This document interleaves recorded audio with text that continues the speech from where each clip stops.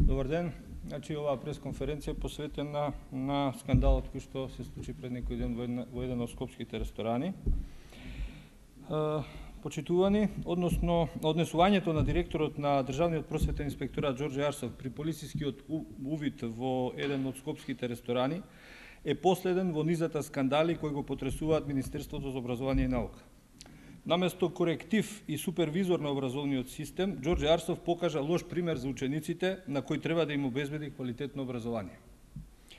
Го прашуваме младиот екзибиционист, министерот за образование и наука и неговиот партиски шеф Груевски, дали ова е нивниот човек кој би требало да се грижи за образованието во Македонија. Со ВМРО ДПМН, недоличните и улични вулгарности и непочитувањето на службените лица станаа патогас при воспитувањето на младите генерации. Дали рекламите да бидеме подобри и потолерантни, освен што се безобразно скапи пералници за пари, стануваат и безсмислени по своите содржини и пораки.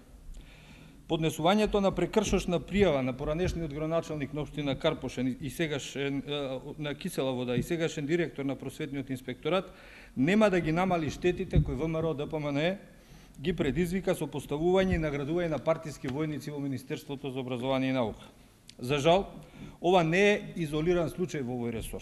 Да подсетиме, во истиот период лани беше обелоден скандалот со непотистичко злоупотребување на средства од европските фондови во Националната агенција за европски програми од страна на директорот Бошко Нелковски, заради што цела година младите не може да ги користат овие фондови во износ од десетици милиони евра. Истата година се случија и скандалите со глупостите во учебниците. Министерот екзибиционист посегна и по автономијата на универзитетите, меѓутоа на никого веќе влакна од главата не му фали. Поранешниот државен секретар и министер за образование и наука, актуелен амбасадор во Австралија, Перо Стојановски, дели љубовни лекции во својата дипломатска мисија и дава пример за семејните вредности на ВМРО ДПМН. Тешко на нашите ученици, студенти, наставници и родители, кога вакви луѓе го водат образование. Затоа Ѓорѓе Арсов мора подитно да биде разрешен.